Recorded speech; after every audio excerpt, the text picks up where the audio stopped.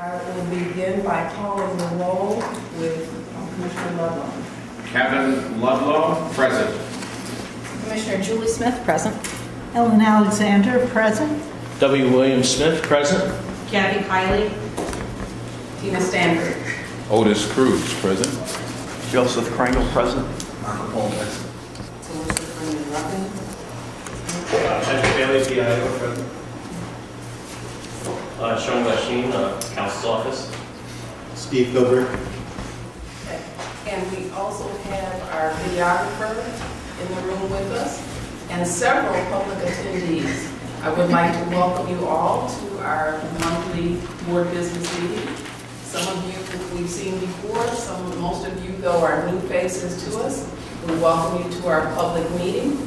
If you don't know already from having watched our meetings in the past or heard me give this welcoming speech in the past, we don't take questions from our public attendees or engage in dialogue with you. If you have any questions based on information that you learned during this meeting or at any time, you're welcome to send them in to us in writing, and if appropriate, we will respond at our earliest convenience. But we certainly welcome your attendance, and with that, we will go into our business. Ladies and gentlemen of the board, have you had an opportunity to review our minutes from October 24th of 2016, and except for those of you who were excused absent, I would entertain a motion with respect to those minutes. Make a motion to accept the minutes as written. Okay. Commissioner Cruz moves to accept the minutes as written. Is there a second? Seconded by Commissioner Parole. Any questions or discussion? Please indicate your favor and acceptance of these minutes by saying aye. Aye. Aye. Any nays? Any abstentions due to absence? I abstain. Thank you. Commissioner J. Smith abstains. At this point, we'll go into our old business, and I'd like to begin with a brief report from our council with respect to our proposed regulations. Okay. With respect to the regulations, as you know, we had a 45-day comment period that is now over. But we received over 400 letters, comments, emails.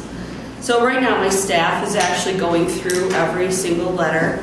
We're reading everything. We're putting together some information for further review.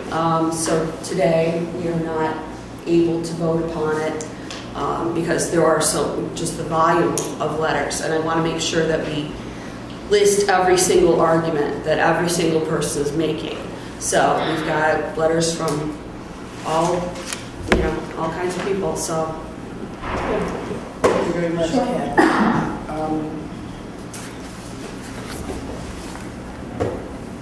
I don't have any other items of old business to continue to address for today.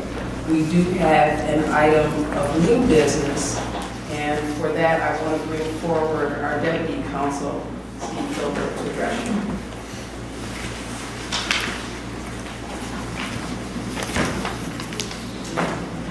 Hello, everyone. In your packet of materials, there's a draft directive entitled Request by Staff for Review of a Preliminary or Final Revocation Hearing. What this does is formalizes a procedure that we've had in place for a while, where if community supervision staff is concerned about something that occurred at either a preliminary or final parole revocation hearing, there's a procedure in place where they will bring it up the chain of command to their supervisors. At that point, if it's a complaint that's made at the preliminary hearing stage, it has to be reviewed at least at the bureau chief level or the regional director level. And we want them to review it, review the minutes, because oftentimes people are upset about a decision but the supervisors are just getting an anecdotal response from whoever the PO was at the hearing or whatever. This way, this puts in writing that requires that the bureau chief or RD reviews the issue in writing, reviews the minutes, and then make a determination whether it's appropriate to send up to the chief administrative law judge for review and response. We found in the past by having that level of review at the supervisory level, a lot of the things are stopped at that point and say, no, I reviewed the minutes, it was an appropriate decision. And if it is from a final revocation hearing, it goes through the PBU process up to the deputy chief of PBU, and that deputy chief will then make a determination whether it should go on to the chief administrative law judge. If there's a request for review to the chief administrative law judge, this formalizes what's been going on, where the chief ALJ will review it.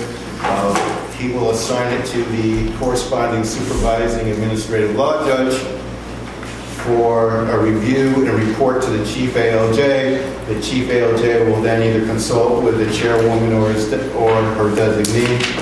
I've been her designee, and then he would issue his findings in writing and send it back to the person who requested the review.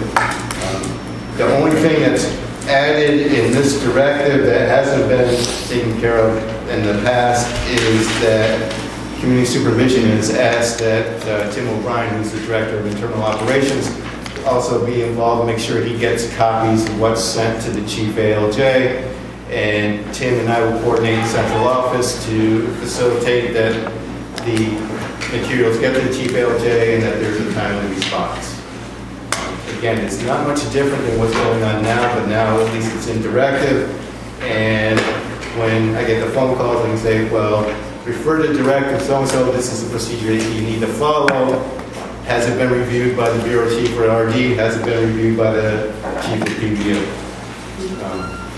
Impact on the board is basically none, because it's all that this would all be on the chief ALJ, myself, and possibly the chairwoman on how much she wants to be involved in the process. Some of you may remember that we spoke about this some time ago, and the recommendation from a commissioner was to submit the draft to the Bureau of Adjudication so that the supervising ALJs and the ALJs can weigh in. That has been done. In the meantime, we have started our own series of directives, and this would be our second directive added, should we vote to do so today. It does appear to be good policy. It is in keeping with an appropriate chain of command so that people aren't disgruntled without any recourse, and so that we can review the propriety of what's going on in our Bureau of Adjudication and have a record that we're doing so. So, does anyone have any specific questions about it? Do you think there's a need to table it for further discussion or review? Or does someone have a motion to accept this draft and submit it to the Department of Corrections so that it can be duly added to our directives? I would make the motion to move forward. Thank you, Commissioner Smith. W. Smith moves. In favor of submitting this. Second by Commissioner Cruz. Is there any further discussion or questions? All in favor, please indicate by saying aye. Aye. Aye. Any nays? Any abstentions? Okay, thank you. We will submit it to the appropriate, I think it's internal control thing docs that supervises the addition of directives. Thank you so much. We'll let you know when it's published. Thank you. Thank you. Okay. In terms of correspondence, I have one item, actually two that are related. I won't read the name of the individual. As has been my practice, I like to share these letters without personal information. This was written on November 20th and received in my office November 28th. It's addressed to me, but I feel like all of these are also addressed to each of us. Dear Chairwoman Stanford, I am writing on behalf of my family and myself to thank you and the other members of the November Parole Board for giving me back my life. I am committed to living a righteous life. For on my day of judgment, I would like people to say he was truly remorseful, truly grateful. He never committed another crime. Once again, thank you. Respectfully yours, signed by the individual. Now, this came from his community of support, specifically Christian Science Institutional Committee for New York State. And their letter is dated November 28th. Dear Ms. Stanford, I'm writing to thank you for the granting of parole to, and they give the individual's name. His mother called to tell me that he will be released to parole soon. She is elated, as are the members of the Christian Science Institutional Committee who have known him for many years. She gives the name, will make us all proud. He will be a great blessing to his family and friends. I am so grateful that we will be welcoming him home. Warmest regards. And then signed by the Executive Administrator. I read these letters because I think it's an encouragement to us that our decisions make a big difference in people's lives and in their extended family and networks of support. And when we have good feedback, of course, I want to share that with you because I know how hard the work is and we need to be encouraged in our work. So I don't have any other announcements. Does anyone else have any announcements?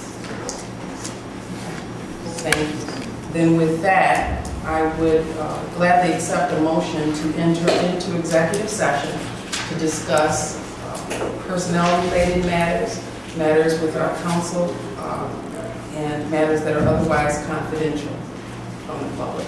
Is there a motion to enter into executive session and at the conclusion of executive session, adjourn our public meeting?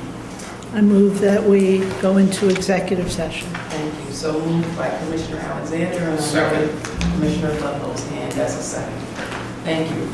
All in favor? Aye. Aye. Any nays? Any abstentions? Thank you so much. Ladies and gentlemen, that concludes our public business meeting. Thank you again for your attendance. I hope you all have a safe